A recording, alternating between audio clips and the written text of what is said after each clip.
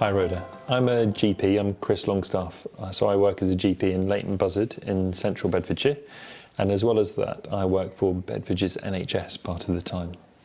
Nice to meet you. And you, nice to meet you. I'm a young volunteer at the Central Bedfordshire Young Healthwatch, and I have a few questions for you if that's okay. Of course.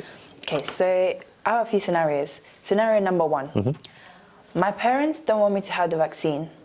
How can I explain to them the importance of the vaccine for young people? Okay. So the first thing I'd say is that when you're talking to them about it, try really hard to make sure that you end up in a discussion with them and not an argument, because it's much more likely to be a helpful discussion that way.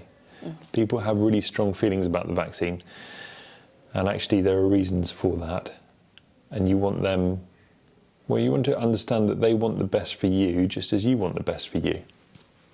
So the first thing I'd do is I'd listen really carefully to what they have to say. Try and ask questions to understand their point of view, what their concerns are, why they're anxious about it. And that should be interesting for you to know and to learn about, to see their perspective. And I think the more carefully you do that, and the more time you give them to understand where they're coming from, the more likely they are to give you the time to understand where you're coming from. When you're doing that, the things I'd want to cover are the fact that the vaccine, the risk from it is really very, very low. It's a very safe vaccine.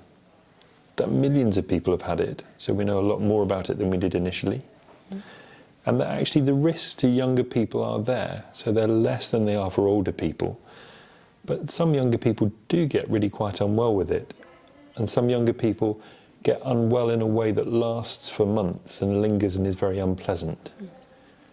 And also having the vaccine reduces the risk of you passing it on to someone else that you care about. And so those are the important things I would want to cover in that discussion.